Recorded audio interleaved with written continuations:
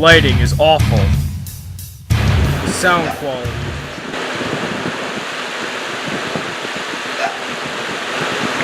The room, a mess. It's obviously time. How did I mess that up? It's obviously time for another episode of Luke Does Gaming. You cannot believe how low my budget is. Hello, internet peoples. Welcome back to Shut Up, Chuba. Hello, internet peoples. Welcome back to another episode of Luke Does Gaming. I don't know what I just did. Alright, get rid of the dog problem. And by that I mean I moved him into the camera. So, it is currently September 7th, 2018. Months ago, I did a review of the original PlayStation. The one done by Sony. It's so hot. I said the date because it's September 7th where it should be cool. Look, even my dog. Come on, Chipper, you're just panting. It is really hot.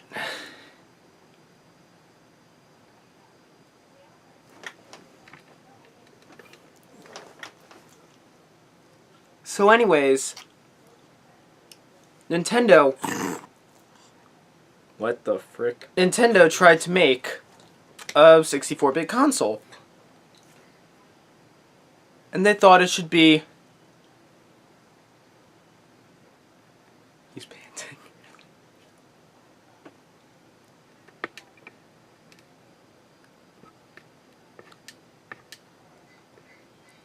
It's hot out. Nintendo thought that they can go to Sony, the, DVD player manufacturer and TV maker and whatnot, to get them a 64-bit console, which was basically going to be an add-on for the Super Nintendo. This did not work out. They split off, and Nintendo tried to have a deal with Philips, and that never happened. And then we got the CDI, which was actually a good console. Instead we got, the PlayStation. Nintendo, of course, still wanted to make a 3D console. 3D was the leap to the next generation. So, instead of teaming up with a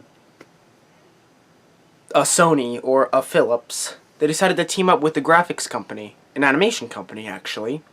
Silicon Animation, or Graphics, I'm not sure. And what they did was they created a 64-bit console. Allow me to introduce the Ultra 64, which was renamed the Nintendo 64. My dog left. Also, here it is, the Nintendo the Nintendo 64.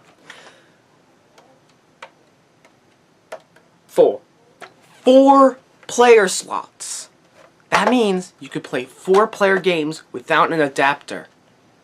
Now, many times before, you would have to have an adapter. In fact, at my local game store, they have many, many adapters for the PlayStation. Frick me. Over at the back, you'll see the power and the same video output you'll find on the Super Nintendo. Over on the bottom, we have an expansion port. Expansion port.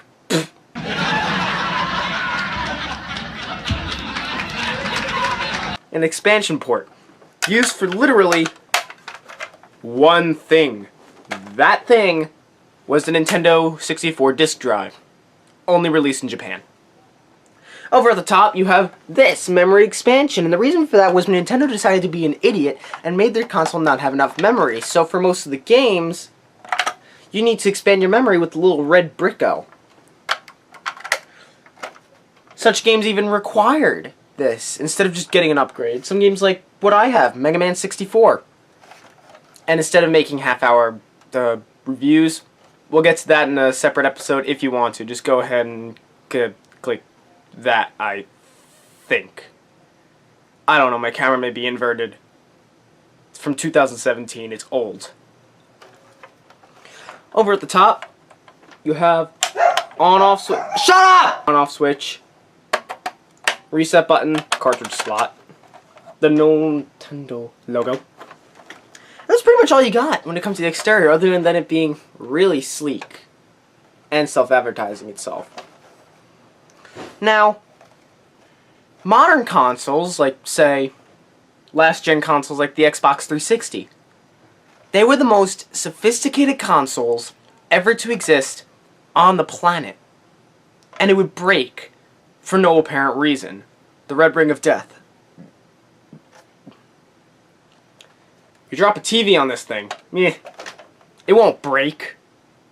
Other than the fact that I bought this thing and the reset button doesn't work. Consoles, such as like what you've seen before with, not the PlayStation, that was a piece of crap anyway. Edit that out. Consoles that you've seen me review at least, such as the NES, the Sega Genesis, the Intellivision, I think. No, not the Intellivision. The Atari 2600, which I did get a new one at a thrift store for 40 bucks. This time, it's the wood grain version. Now I have both versions. That's dedication. And they're both 4-switch. Over at my collection, which you cannot see, I also have something like 5 of the consoles that have power bricks that are connected to the pinny things that...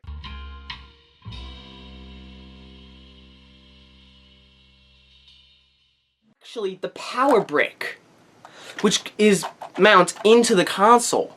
Nowadays, that's not an uncommon thing, but this was revolutionary in 1996, 5, I don't know. And then it'd just be a normal plug all the way to the back. It was pretty awesome. And Nintendo even thought that they would beat Sony and decided to place a joystick on their controller. So let's check out the controller, see if it's any good.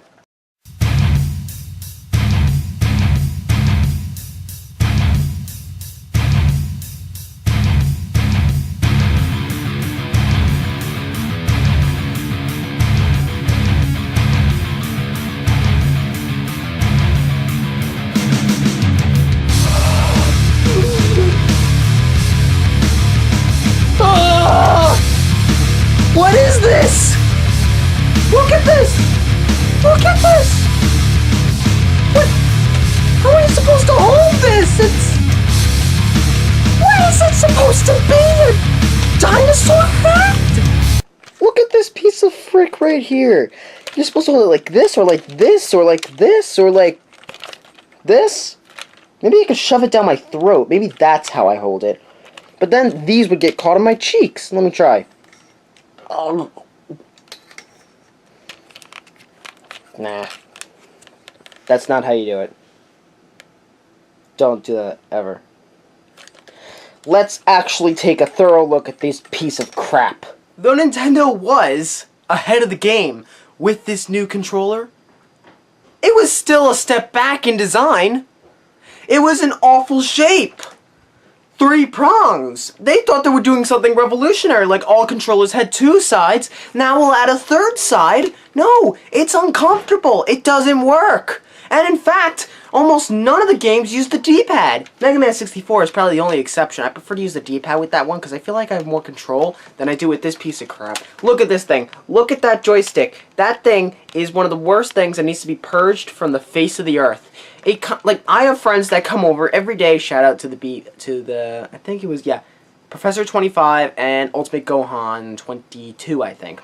Go and follow them on Roblox or something. They're awesome. They have a Nintendo 64. Their joystick has like 5 feet.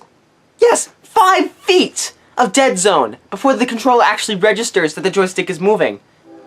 Mine is working nice and well. Over here, you'll have 4 C buttons. If you own a GameCube, these will sound very familiar. That's because the C joystick is eventually what happened to these buttons. You have your B button and your A button, pretty standard for nearly every console that has ever existed, other than Atari and Coleco, Intellivision, Magnavox, every Pong console ever to... You get the idea. Nintendo invented the A and B button. And then there's a single start button here. There was no select button because you had about 40 other buttons on here, so they had to get rid of something that no one was going to use anymore. On the shoulders you have L and R, standard for nowadays, but also down here you have the trigger button, which is Z. Last time on Dragon Ball Z.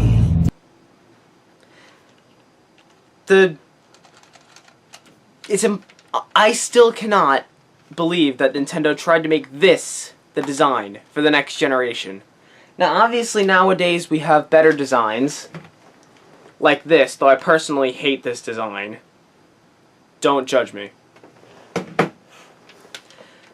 I would definitely prefer this over modern design, because sometimes if you actually know how to hold it properly, then not like this. It's like this. Like, you get to know how to hold it properly. It's actually quite a nice to use controller. And even like Mega Man 64, if you hold it like this, then it's fun to play. And you got a great storyline and everything else. So let's hook this thing up, and let's look at just what the graphics look like. No, you didn't just die. This is how dirty my lens is. We're only going to be playing one game today. And the reason for that is because the second game takes way too long.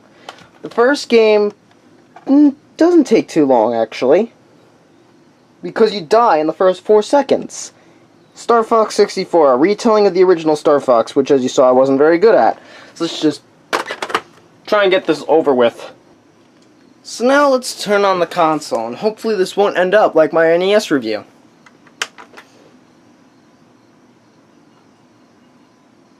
Yeah, it's ending up like my NES review, isn't it?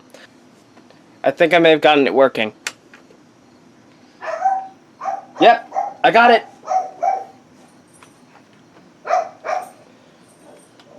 We got an intro sequence.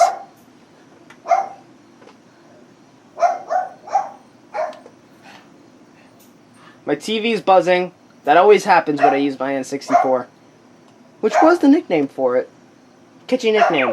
Message from General Pepper. Priority 1. We need your help, Star Fox. Andros has declared war. He's invaded the Lilat system and is trying to take over Corneria. Our army alone can't do the job. Hurry, Star Fox.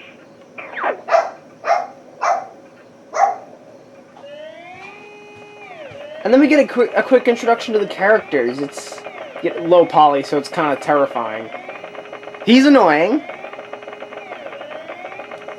He's also annoying. He's Italian. And he's a stereotypical furry. Also, that hallway is longer than the ship itself. This is a pretty sick cutscene right here. It's a lot like Star Trek. Better than Star Wars, as I say myself.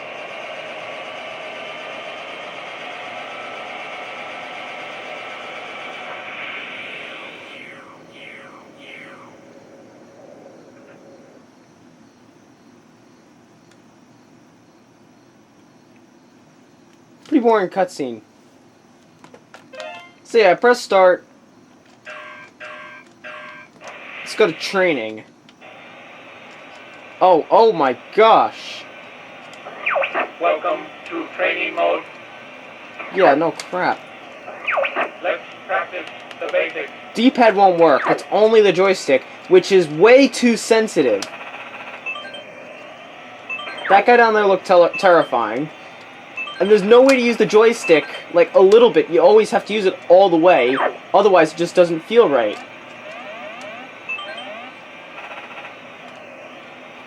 Of all things, the Z trigger button. Of course, we get to do a barrel roll, though it's not even a barrel roll.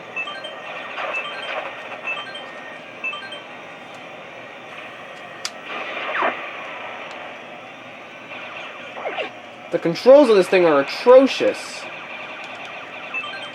No wonder I wasn't able to get through the first level.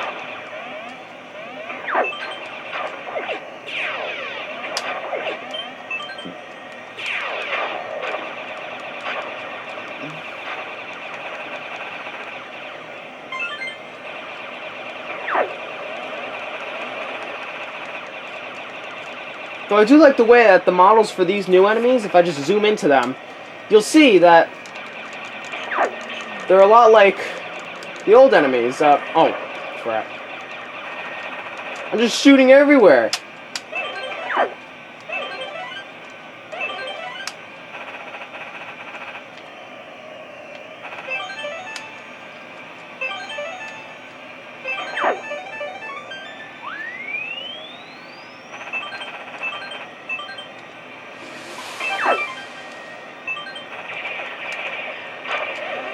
Oh.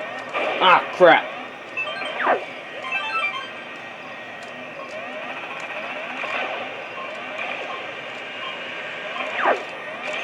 Ah. Ow.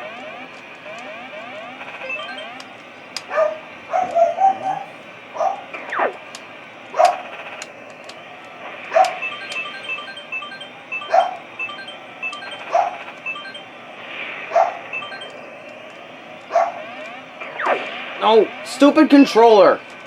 No, up. No.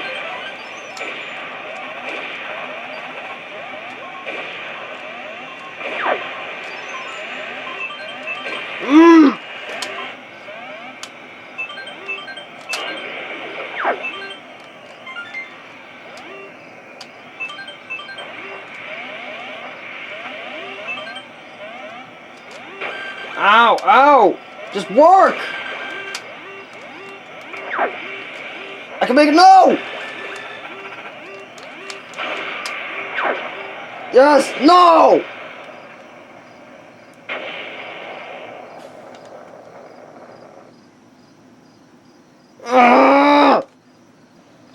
It's all because of this stupid controller!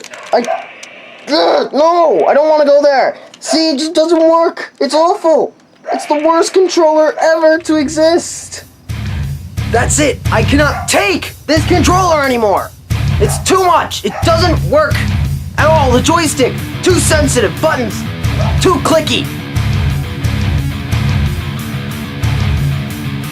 I have to get rid of it!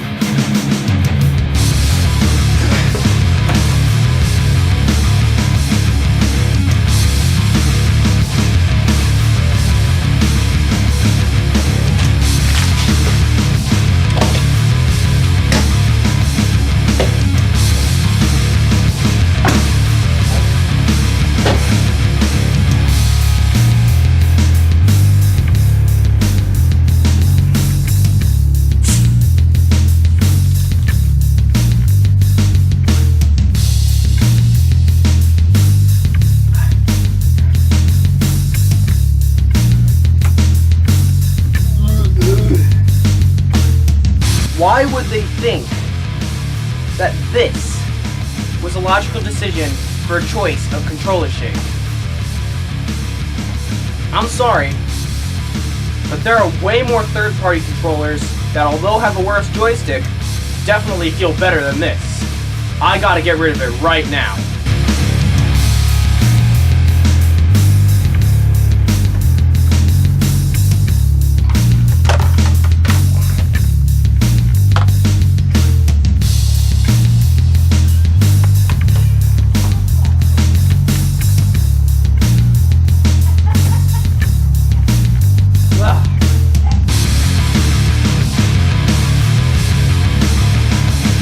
Say goodbye.